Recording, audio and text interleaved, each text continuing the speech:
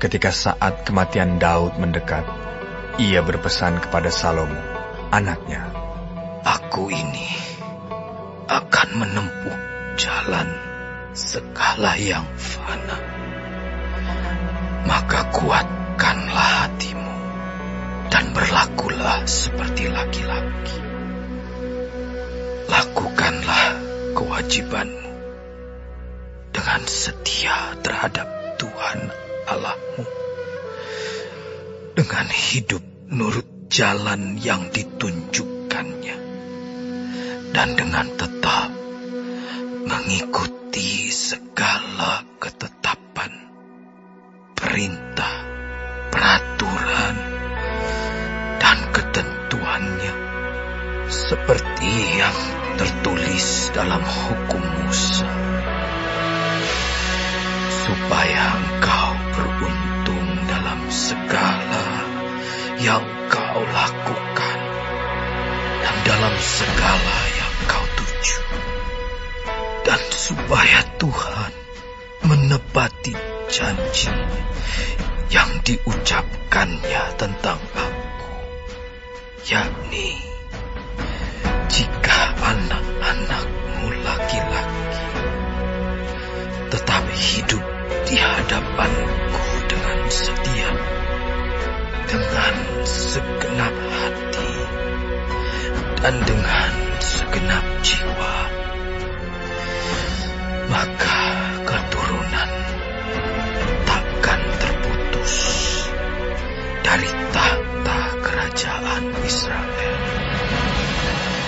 Dan lagi, engkau pun mengetahui apa yang dilakukan kepadaku oleh Yoab, anak Zeruya, apa yang dilakukannya kepada kedua panglima Israel,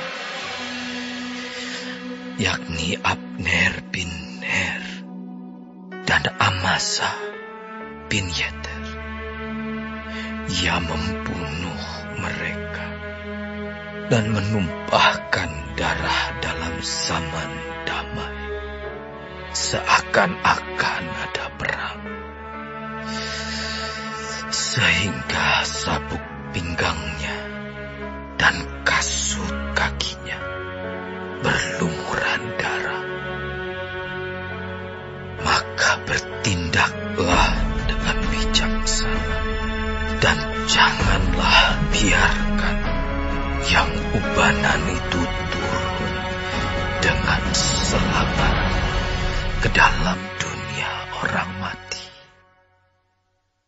Tetapi kepada anak-anak Barzilai, orang Gilead itu, haruslah kau tunjukkan kemurahan hati. Biarlah mereka termasuk golongan yang mendapat makanan dari mejamu, sebab mereka pun menunjukkan kesetiaan dengan menyambut aku pada waktu aku melarikan diri dari depan kakakmu Absalom. Juga masih ada padamu Simei bin Gera, orang Benyamin dari Bahurim. Dialah yang mengutuki aku dengan kutuk yang kejam pada waktu aku pergi ke Mahanaim. Tetapi kemudian ia datang menyongsong aku di sungai Yordan, dan aku telah bersumpah kepadanya, demi Tuhan, takkan kubunuh engkau dengan pedang. Sekarang jangan bebaskan dia dari hukuman, sebab engkau seorang yang bijaksana dan tahu apa yang harus harus kau lakukan kepadanya untuk membuat yang ubanan itu turun dengan berdarah ke dalam dunia orang mati. Kemudian Daud mendapat perhentian bersama-sama nenek moyangnya, dan ia dikuburkan di kota Daud. Dan Daud memerintah orang Israel selama 40 tahun. Di Hebron ia memerintah 7 tahun, dan di Yerusalem ia memerintah 33 tahun.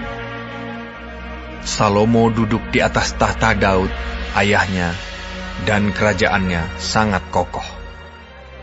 Pada suatu hari, Adonia, anak Hagit, masuk menghadap Batsheba, ibu Salomo.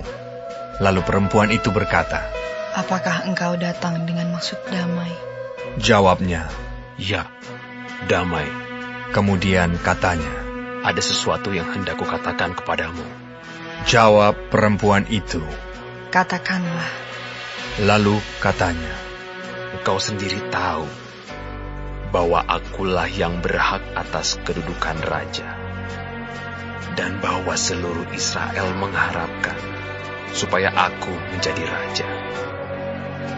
Tetapi sebaliknya kedudukan raja jatuh kepada adikku, sebab dari Tuhanlah ia mendapatnya. Dan sekarang, satu permintaan saja kusampaikan kepadamu. Janganlah tolak permintaanku." Jawab perempuan itu kepadanya, "Katakanlah." Maka katanya, "Bicarakanlah kiranya dengan Raja Salomo, sebab ia tidak akan menolak permintaanmu, supaya Abisa, gadis Sunem itu, diberikannya kepadaku menjadi istriku." Jawab Batsheba, "Baik, aku akan membicarakan hal itu untuk engkau dengan raja." Batsheba masuk menghadap Raja Salomo untuk membicarakan hal itu untuk Adonia.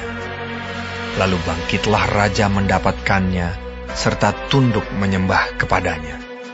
Kemudian duduklah ia di atas tahtanya, dan ia menyuruh meletakkan kursi untuk bunda raja. Lalu perempuan itu duduk di sebelah kanannya. Berkatalah perempuan itu, "Suatu permintaan kecil saja yang kusampaikan kepadamu. Janganlah tolak permintaanku." Jawab raja kepadanya, "Mintalah ya ibu, sebab aku tidak akan menolak permintaanmu." Kata perempuan itu, "Biarlah Abisa, gadis Sunem itu, diberikan kepada kakakmu Adonia menjadi istrinya."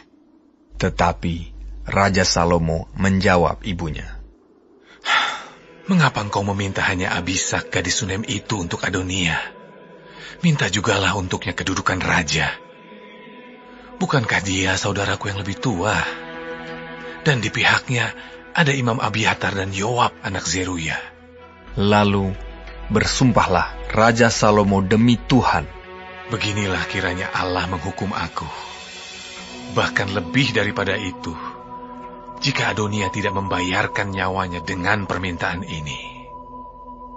Oleh sebab itu, demi Tuhan yang hidup, yang menegakkan aku dan mendudukan aku di atas tahta Daud ayahku, dan yang membuat bagiku suatu keluarga seperti yang dijanjikannya, pada hari ini juga Adonia harus dibunuh."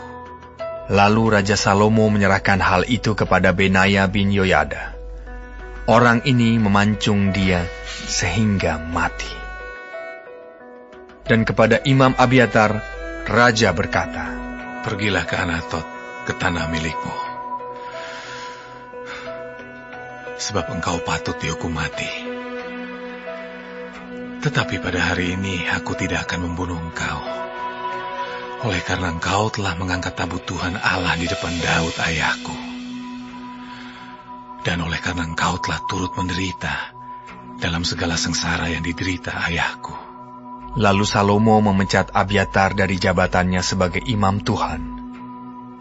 Dengan demikian, Salomo memenuhi firman Tuhan yang telah dikatakannya di Silo mengenai keluarga Eli. Ketika kabar itu sampai kepada Yoab, memang Yoab telah memihak kepada Adonia, sekalipun ia tidak memihak kepada Absalom. Maka larilah Yoab ke kemah Tuhan, lalu memegang tanduk-tanduk mezbah. Kemudian diberitahukanlah kepada Salomo bahwa Yoab sudah lari ke kemah Tuhan dan telah ada di samping mezbah. Lalu Salomo menyuruh Benaya bin Yoyada, "Pergilah, pancung dia." Benaya masuk ke dalam kemah Tuhan serta berkata kepadanya, "Beginilah kata raja, keluarlah." Jawabnya, "Tidak, sebab di sinilah aku mau mati." Lalu Benaya menyampaikan jawab itu kepada raja. Katanya, "Beginilah kata Yoab, dan beginilah jawabnya kepadaku." Kata raja kepadanya, "Perbuatlah seperti yang dikatakannya. Pancunglah dia dan kuburkanlah dia. Dengan demikian, engkau menjauhkan daripadaku dan daripada kaumku noda darah yang ditumpahkan Yoab dengan tidak beralasan. Dan Tuhan akan menanggungkan darahnya kepadanya sendiri, karena ia telah membunuh 2 orang yang lebih benar dan lebih baik daripadanya. Ia membunuh mereka dengan pedang, dengan tidak diketahui ayahku Daud, yaitu Abner bin Ner, panglima Israel, dan Amasa bin Yeter, panglima Yehuda. Demikianlah darah mereka akan ditanggungkan kepada Yoab dan keturunannya untuk selama-lamanya. Tetapi Daud dan keturunannya dan keluarganya dan tahtanya akan mendapat selamat daripada Tuhan sampai selama-lamanya." Maka berangkatlah Benaya bin Yoyada, lalu memancung dan membunuh Yoab. Kemudian dia dikuburkan di rumahnya sendiri di padang gurun. Raja mengangkat Benaya bin Yoyada menggantikan Yoab menjadi kepala tentara, dan raja mengangkat Imam Zadok menggantikan Abiatar. Kemudian raja menyuruh memanggil Simei dan berkata kepadanya, "Dirikanlah bagimu sebuah rumah di Yerusalem. Diamlah di sana, dan janganlah keluar dari sana kemana-mana pun. Sebab ketahuilah sungguh-sungguh, bahwa pada waktu engkau keluar dan menyeberangi sungai Kidron, pastilah engkau mati dibunuh, dan darahmu akan ditanggungkan kepadamu sendiri." Lalu berkatalah Simei kepada raja, "Baiklah demikian, seperti yang tuanku raja katakan, demikianlah akan dilakukan hamba-Mu ini." Lalu Simei diam di Yerusalem beberapa waktu lamanya. Dan sesudah lewat 3 tahun, terjadilah bahwa 2 orang hamba Simei lari kepada Akis bin Maaka, Raja Gad, lalu diberitahukan kepada Simei, "Ketahuilah, kedua orang hamba-Mu ada di Gad."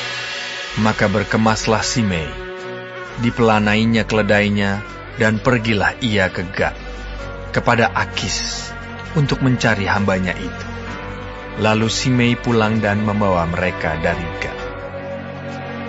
Ketika diberitahukan kepada Salomo bahwa tadinya Simei pergi dari Yerusalem ke Gad dan sekarang sudah pulang, maka raja menyuruh memanggil Simei dan berkata kepadanya, "Bukankah aku telah menyuruh engkau bersumpah demi Tuhan, dan telah memperingatkan engkau begini?